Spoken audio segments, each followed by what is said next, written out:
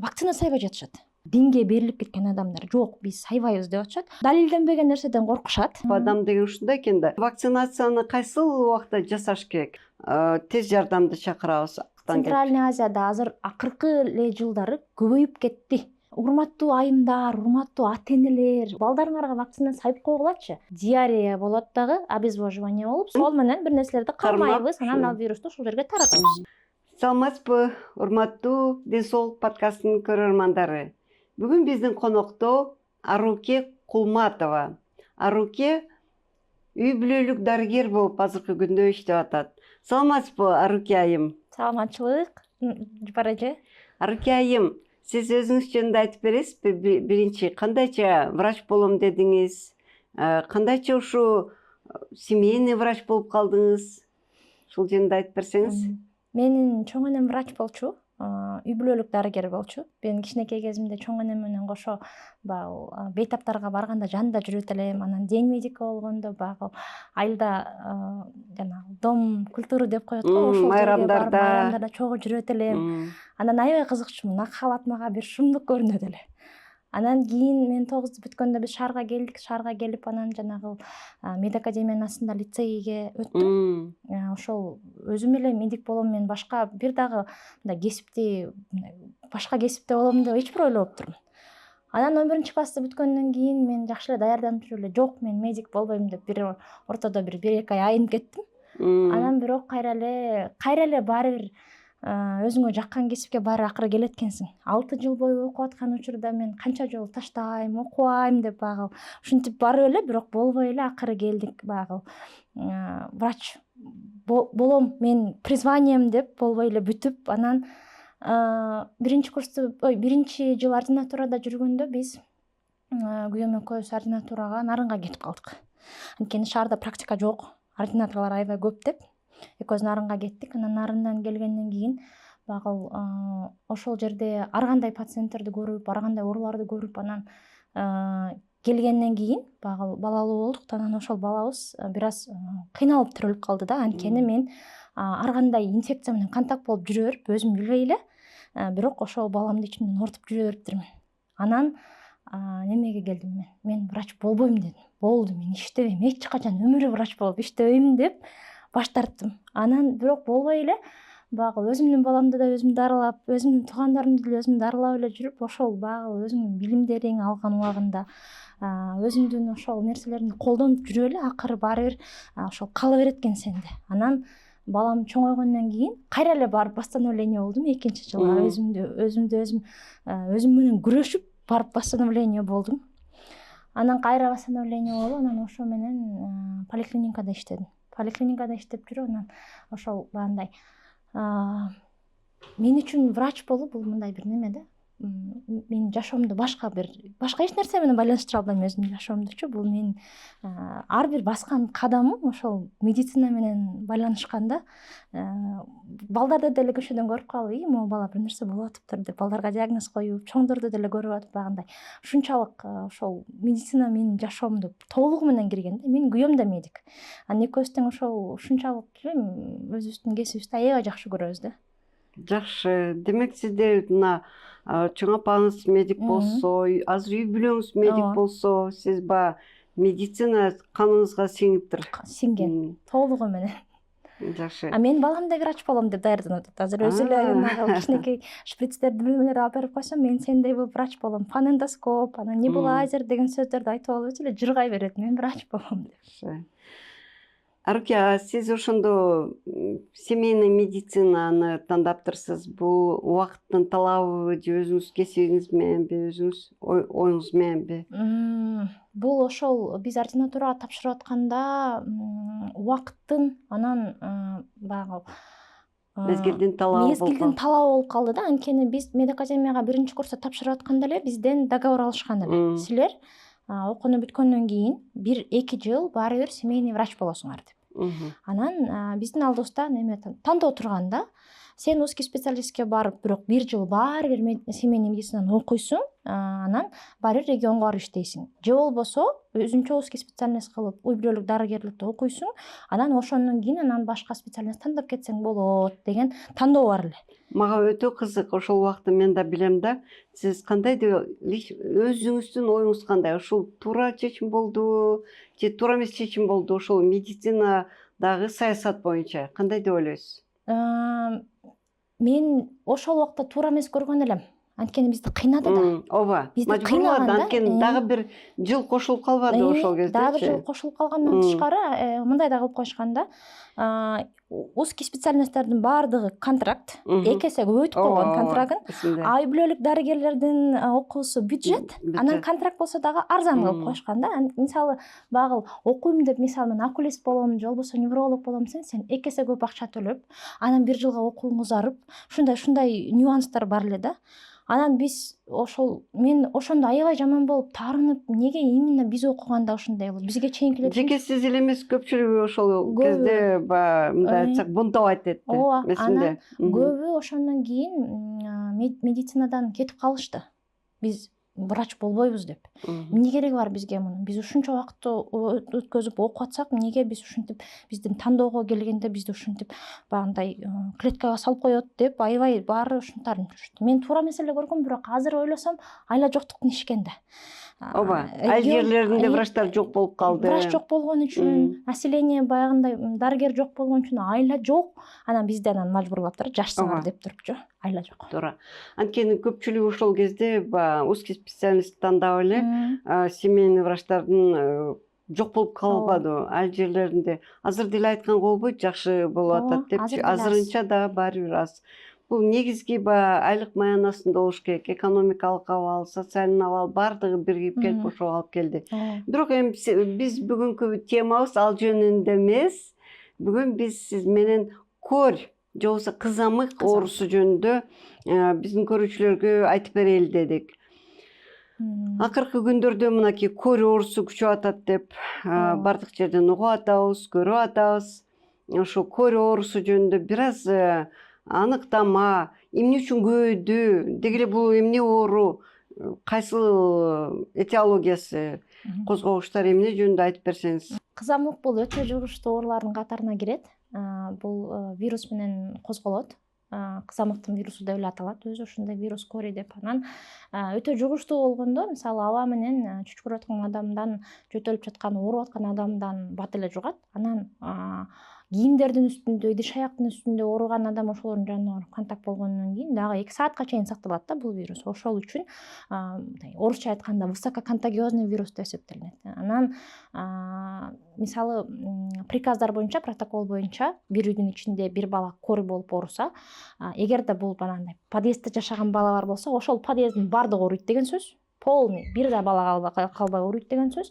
А эгерде жер там болсо, ошол үйдө жайгашкан бала ооруп аткан болсо, 5 үй оң жака, 5 үй сол жака, 5 үй артка, 5 үй бер жака, ошол үйлөрдүн баардыгы ошол кызамыктын вирусу менен оорушу мүмкүн деген вероятность бир 90%ке көбөйөт да. Ушунчалык контагиозный вирус, ушунчалык бат жуга турган, ушунчалык оор татаалдашууга алып келе турган вирус да.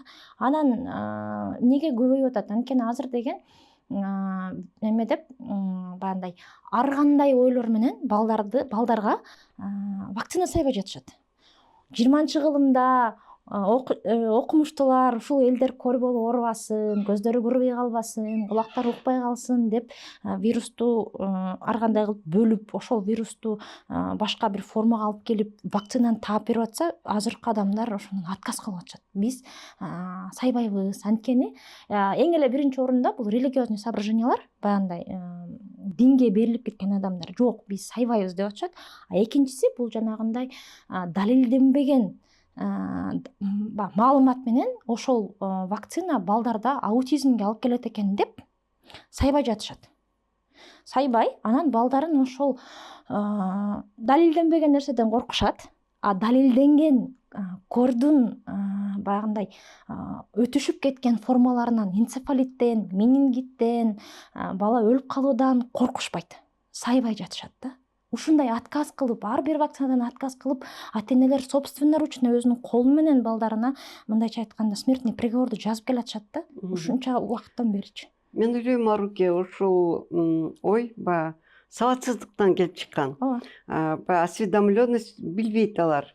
Ушундай анткени көпкө чейин жок болуп кетпеди беле. Вакцина жасагандан бери жок болуп кеткен дагы. Ошон үчүн эчтеке болбойт деп адам деген ушундай экен да, жаман нерсени тез унутат. Ошон үчүн биздин негизги максат ал жөнүндө айтып бериш керек. Ушу подкасттын биздин негизги бир эмелерибиз, задачаларыбыз айтып бериш керек. Ошондо вакцинацияны кайсыл убакта жасаш керек? Вакцинацияны деген эки түрү бар. Кор паротит краснуха деген вакцина бул биздин национальный календарь прививакка кирген. АКДС? Жок, КПК. Бул деген 1 жашында сайылат, анан 6 жашында АКДС менен кошулуп туруп сайылат. Бул балага иммунитетти көптөгөн жылга берет. КК деген вакцина бар, коркоснушная вакцина деген бар. Бул жанагындай мамлекетте, региондо вспышка болуп аткан учурда, агрессивный көп учур болуп аткан кезде балдарды 9 айынан баштап 7 жашка чейин бардыгына саят. Бизде ушул вакцинация 2023 жылы өттү. Биз кыйнап балдардын баарын чакырып, келгиле алып койгулачы деп ушинтип, анткени кор көбөйүп кетти да, аны сайдык. Анан КК дагы бир учурда сайылат, жанагындай. Мисалы, бир үйдө жашап, бала 12 айга келдек жаш болот да, анан жугуп калып, кор болуп ооруп калган учурда жанындагы байланышта болгон адамдарга 72 сааттын ичинде сайылыш керек. Ошондо алардын кор болуп ооруп калуу бандай мүмкүнчүлүгү кадимкидей азаят да. Анан жанында кош бойлуулар болсо да биз саябыз аларга да. Анткени кош бойлууларга кор беркиндей адамдарга караганда дагы оорураак өтөт. Бойнон түшүп калат, бала деген аз вес менен төрөлүп калат, ар кандай врожденный пороктор менен төрөлөт. Ошол үчүн ал вакцинаны жаныңда лялека ооруп атабы, сайыш керек. Ушундай. Эми ушул оорунун биринчи белгилери кандай? Кор оорусунун биринчи белгилери бул дене табынын көтөрүлүүсү. Анан эле жөтөл башталат, мурдунан суу куйлат баягындай гриппке окшош башталат. Анан биринчи көздөрүнүн ичи кызарып, конъюнктивит болуп баштайт. Анан эгерде мамасы оозун ачып көрсө, жанагы азуу тиштеринин жанында майда жанагындай күрүчкө окшогон тактар пайда болот. Пятно-филатовая коплика деп коет. Ошолор пайда болот биринчи. Андан кийин бир 4 күндүн ичинде анан ишириктер пайда болуп баштайт. Биринчи башында, кулагынын артында, андан кийин денесинде, анан колдорунда, анан буттарында. Ал ишириктер бир жумадай болот. Бир жумадан кийин кандай пайда болсо, ошондой жоголот. Башынан баштап жоголо баштайт. Ошол дене табы көтөрүлүп, ошондой баягындай сыйып болуп баштаганда баланы көп ата-энелер алып анан жөнөшөт да больницага. Поликлиника, больница. Андай. Ошон үчүн эмне кылбаш керек да, анда ошондо айта кетсеңиз. Ошондо эмне кылыш керек эң биринчи? Биринчи баланын состояниясын байкаш керек. Анткени көп учурда врачтар деле, ата-энелер деле корду ветрянка менен, кызылча менен алмаштырып, ушундай ситуациялар болот. Ошон үчүн баланын денесин байкап туруш керек. Анан кор негизи үйдө эле, эгерде осложнение жок болсо, үйдө эле дарыланчу инфекция. Баланын дене табын түшүрүп, сууну көбүрөөк берип, эгерде тамак азара турган болсо, врач менен только по телефону сүйлөшүп, негизи врач барыш керек. Үйгө барып баланы көрүп, жакшы элеби деп, эгерде осложнение болуп баратса лечениясын жазып берип кетиш керек. Анан ал бала карантинде отурат 21 күн. Жанындагы контактныйлар да 21 күн отурушат. Алар милдеттүү отурганга. Анан эмне кылбаш керек? Эшикке алып чыкпаш керек баланы. Сип кетип калды деп эшикке алып чыгып игровой центрге үйүнө конокторду чакырбаш керек. Анан келип балам ооруп калды, келип көрүп кеткиле дебеш керек. Больницага алып барайын дебеш керек, таксиге салбаш керек. Үйдө карантинде, строгий карантинде отуруш керек. Анткени аябай жугуштуу. Ушундай.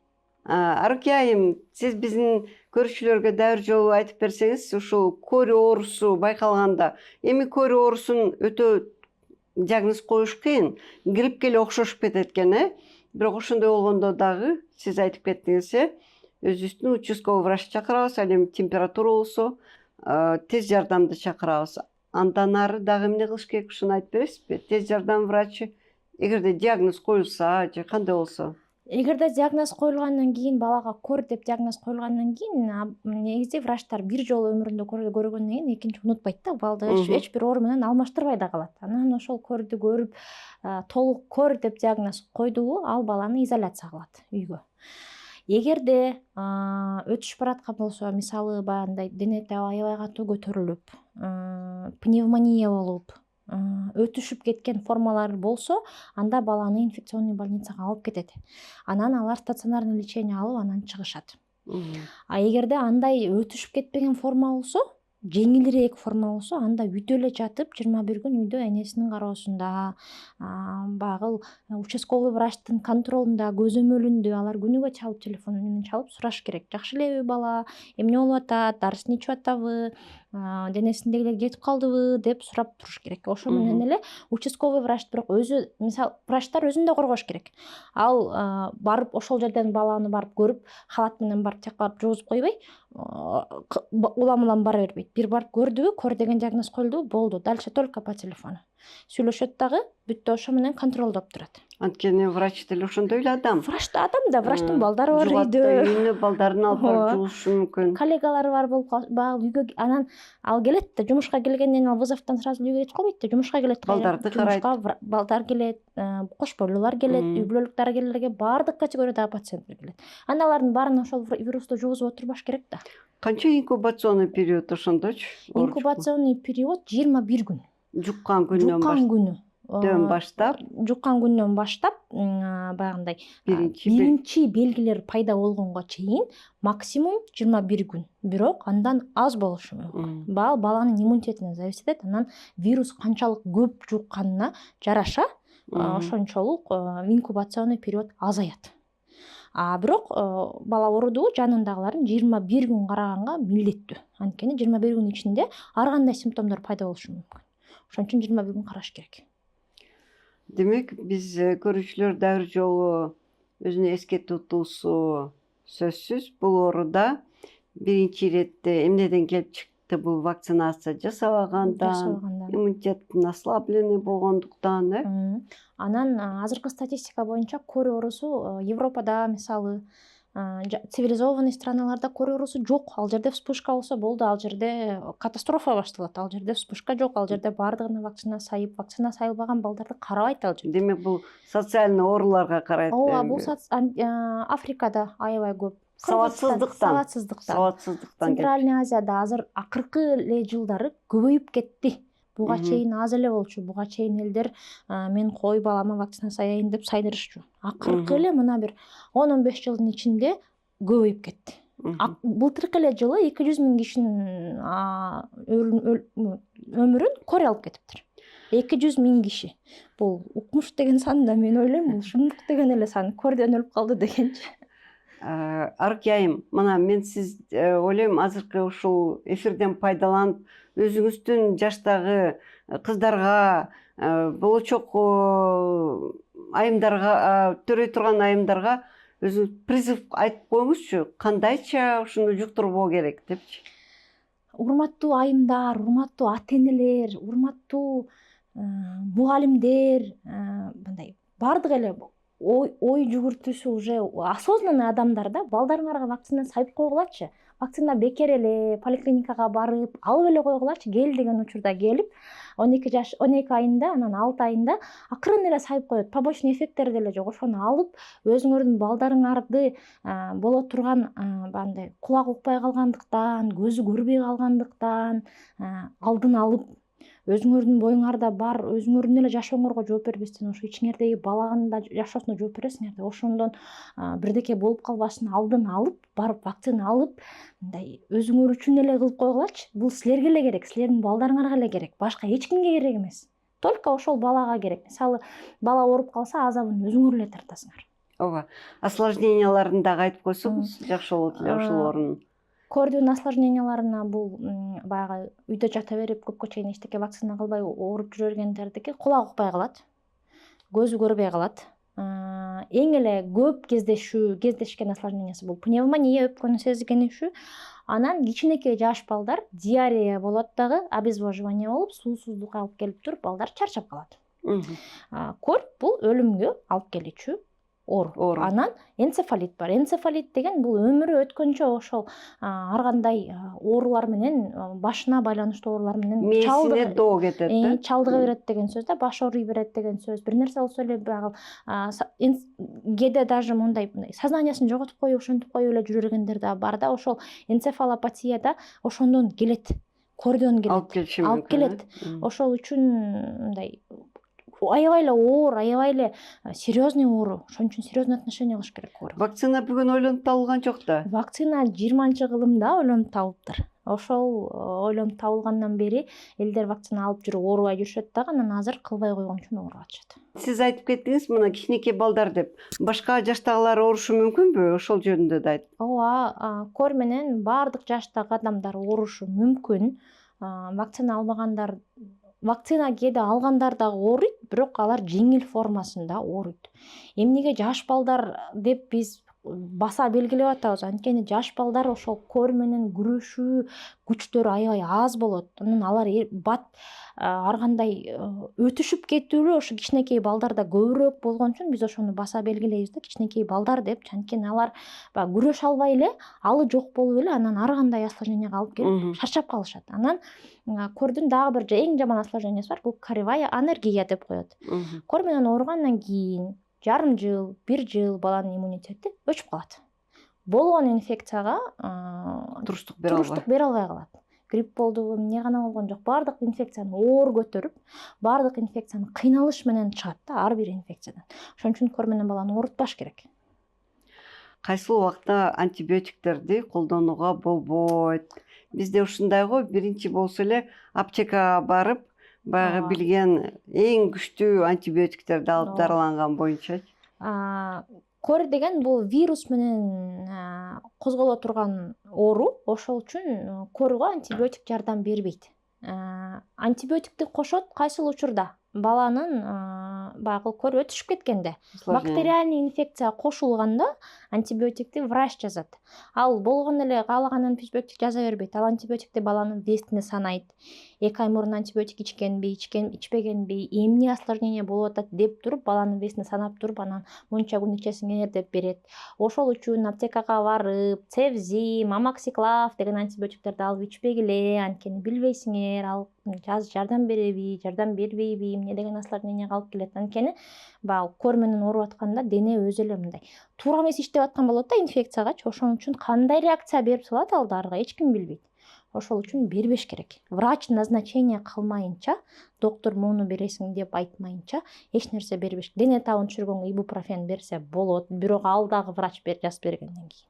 А так балага суу берип эле, анан баланы эле көзөмөлгө алыш керек. Баланы карап эле туруш керек. Анан өтөт акыры өзү. Урматтуу биздин көрүүчүлөр, мына азыркы кезде айыл жеринде да, районный борборлордо, шаарда да врачтарга кайрылуу мүмкүнчүлүгүңүздөр бар. Ошон үчүн интернеттен колдонуп, ар кандай информацияларды алып, өзүн өзү дарылоо мүмкүн эмес бул ооруда.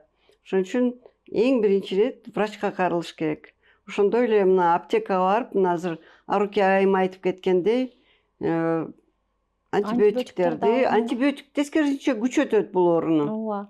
Анан көп учурда бала жөтөлүп баштаса сироп от кашля алып беришет мамочкалар. Амоксиклин, Линкас, анан доктор мом, анан тиги бу дегенди алып беришет. Анан баягындай денесин спирт менен сүрүшөт, температурасы түшсүн деп. Алардын эч бирин кылууга болбойт. Баланын температурасы 38,8ден өтө көтөрүлмөйүнчө, эгерде баланын буга чейинки температурасы көтөрүлгөндө суу дареги болбосо, температурасын сбивать этпеш керек. Баланын денеси, баланын организми ошол корду чыгарайын деп дене табын көтөрүп атат.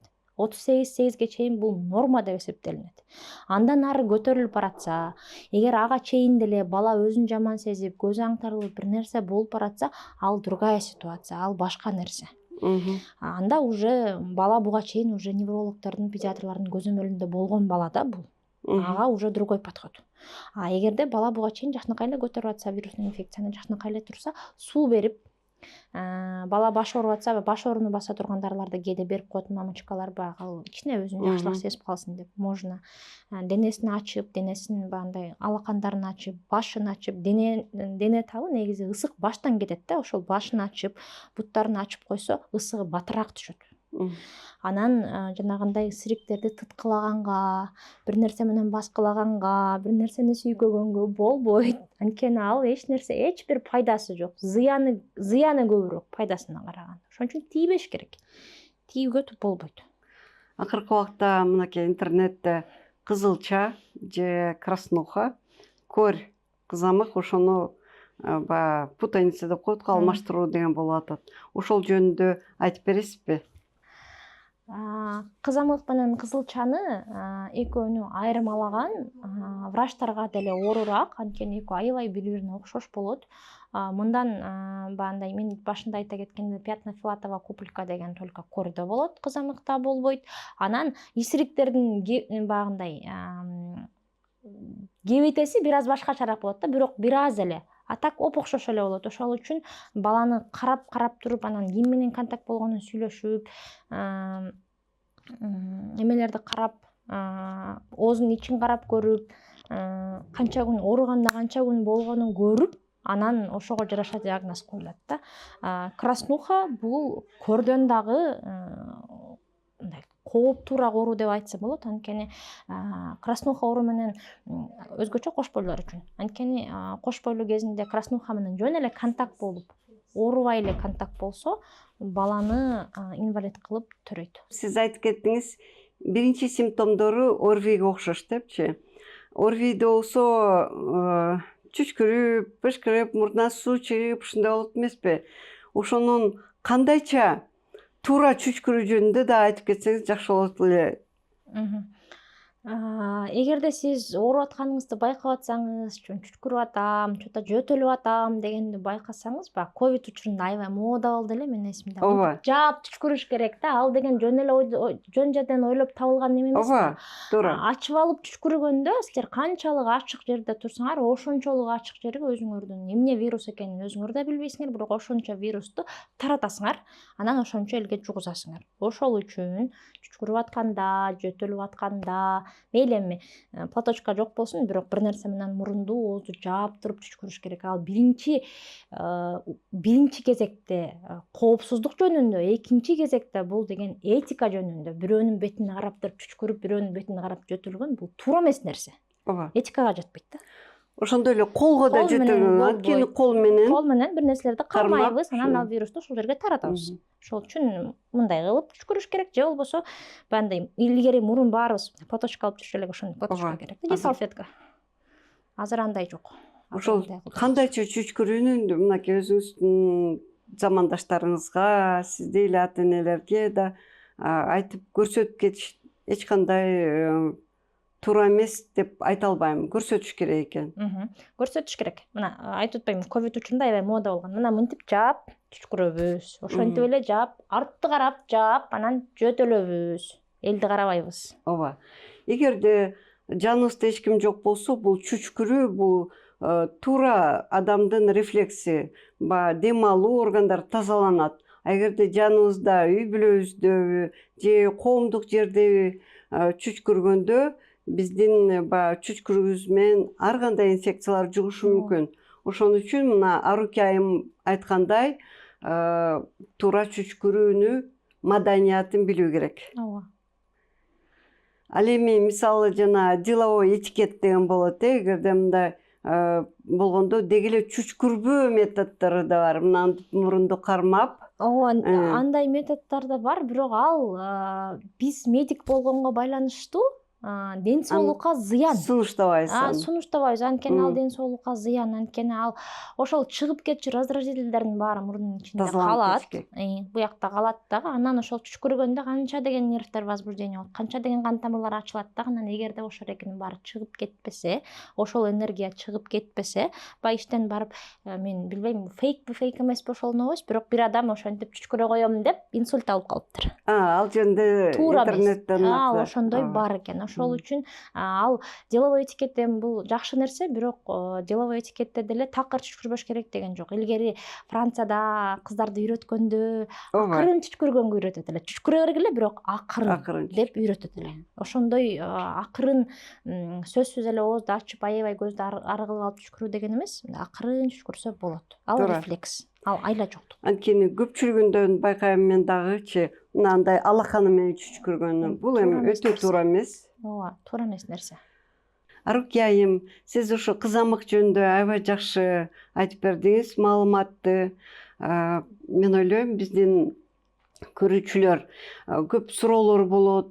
Эгерде ошо суроолор болсо, комментарийлер болсо, сиз жооп бергенге даярсызбы? Даярбыз, жооп беребиз. Эгерде дагы биздин студияга чакырсак, мен ойлойм сиз келе аласыз деп. Сөз бересиз. Сөз беребиз. Рахмат сизге чоң. Мени чакырганыңыз үчүн чоң рахмат. Мен аябай толкунданып аттым эле, кантип барар экенмин деп. Бирок Жок, эң жөнөкөй. аябай жөнөкөй ушундай обстановка экен, ошон үчүн келгениме аябай кубанычтамын. Рахмат, сизге да рахмат. Болгон суроолоруңарга жооп берем. Анан дагы Рахмат. чакырсаңыз дагы деле келе берем. Мен ойлойм биздин көрөрмандар деле түшүнөт болуш керек. Көбүнчө биз медицинада латын тили, орус тилине аябай көнүп калганбыз. 6 жыл, керек болсо 9 жыл жалаң гана орусча окуп көнгөнбүз. Ошон үчүн орусча сөздөр же кошулма сөздөр болсо, мен ойлойм түшүнүшөт деп. Эгерде суроолор болсо, анда комментарийиңиздерди калтырыңыздар, урматтуу көрөрмандар. Рахмат сизге.